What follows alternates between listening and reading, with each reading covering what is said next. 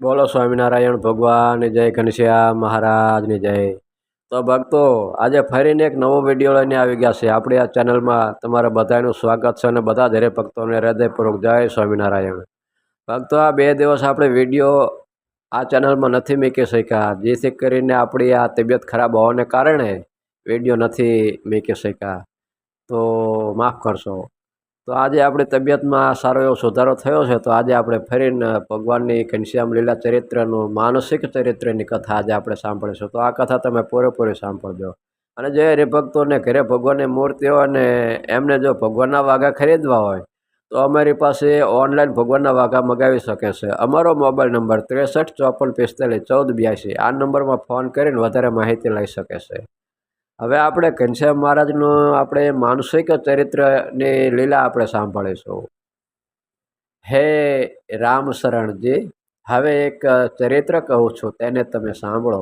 એક સમયને વિશે ભક્તિ માતા પોતાના પુત્રને સ્તનપાન કરાવીને લક્ષ્મીબાઈને રમાડવા આપીને રસોડામાં જઈ દેવતા સળગાવીને મકાઈની ધાણી શેકવા લાગ્યા। અને લક્ષ્મીબાઈ તો પોતાના ઘરમાં ચૂલા ઉપર દૂધ ગરમ કરવા મૂક્યું હતું। તે ઉભરાઈ જવાના ભયથી ઉતાવળા ઘનશ્યામ મહારાજને તેડીને પોતાના ઘેર આવી ઓસરીમાં બેસાડીને દૂધ ઉતારવા ઘરમાં ગયા। પછી પોતાના મનમાં એવો સંકલ્પ થયો, જે આ દૂધ અને ખીચડી જમું અને રસોઈ ધીમે રહીને કરીશ। અને જાણી ભગવાનને વિચારીને જમવા બેઠા, તેવા સમયને વિશે મહાદુષ્ટ બુદ્ધિવાળો અને પોતાના પર્વના વેરને સંભાળતો અને કાળી દૈત્ય મોકલેલો પોતાનો મિત્ર ભૈરવદત્ત અસુર ઘનશ્યામ એકલા બેઠેલા છે એમ જાણીને વંટોળિયા રૂપે થઈને સપૈયામાં આવ્યો અને રજ ઉડાડી છપૈયાપુરને અંધકારમય કરતો હતો। અને શિશુરૂપ ભગવાનને આકાશ માર્ગે લઈને ચાલ્યો। પછી ભક્તિ માતા ઘરમાંથી ઓસરીમાં બહાર આવ્યા અને ચારે બાજુ અંધકાર જોઈને પોતાના મનમાં ત્રાસ પામ્યા।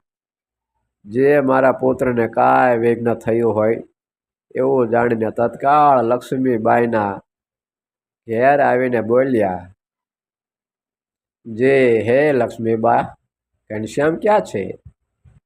એવું મહાત્રાસનું વચન સાંભળી લક્ષ્મીબાઈ ઘરમાં ભોજન કરતા હતા તે દોડીને ઘર બહાર આવ્યા અને બોલ્યા, હે છોટી બા, મેં તો ઘનશ્યામને અહીં ઓસરીમાં રમવા મૂક્યા હતા અને ચૂલા ઉપર દૂધ ગરમ મૂક્યું હતું તે સંભાળવા ગઈ હતી। તેથી ઘનશ્યામને હું તો ભૂલી ગઈ અને કોણ જાણે ક્યાં ગયા તે મને ખબર નથી। તેમ સાંભળીને તત્કાળ ભક્તિ માતા પૃથ્વી ઉપર ઢળી પડ્યા। એટલામાં તો પૂર્વવાસી જનો એકબીજાને કહેવાયથી ભેળા થઈ ગયા અને ભક્તિ માતાની પાસે આવ્યા અને આવો મહાત્રાસ જોઈને ઉદાસ થઈ ગયા અને રુદન કરવા લાગ્યા। તે સાંભળીને ઘનશ્યામ મહારાજે પોતાનું શરીર અત્યંત વજનદાર બનાવ્યો। એટલે અસુરના મનમાં થયું, આ તો મોટા પાષાણની શિલા ઉપાડી હોય ને શું તેમ લાગ્યું। એમ જાણીને હેઠે નાખવાનો વિચાર કરે છે, પરંતુ હરી ઈચ્છાથી મૂકી દેવાય નહીં અને તેને ભગવાનને ગળાને વિશે પકડ્યો। તેથી તેના 2 ડોળા નીકળી ગયા અને પ્રાણ રહિત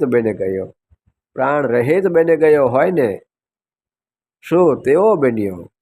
ત્યારે ઘનશ્યામ મહારાજ બોલ્યા, જે હે દુષ્ટ મતિવાળા, જા, તને કોણ મારે?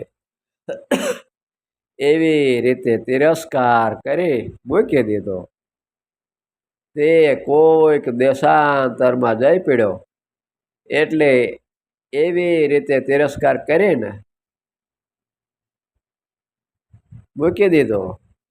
તે કોઈ દેશાંતરમાં જઈ પડ્યો એટલે તેની બે જે માયા હતી તે નાશ પામી ગઈ અને ઘનશ્યામ મહારાજ સર્વે રોદન કરતા હતા તેમના મધ્યમાં આવીને ઊભા રહ્યા.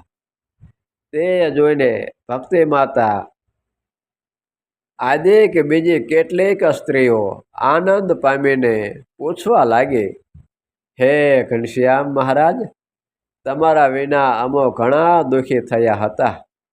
તમો કયા ગયા હતા ને આ અંધકાર શાનો હતો? ત્યારે સર્વે વૃત્તાંત પોતાની માતાને કહેતા હતા.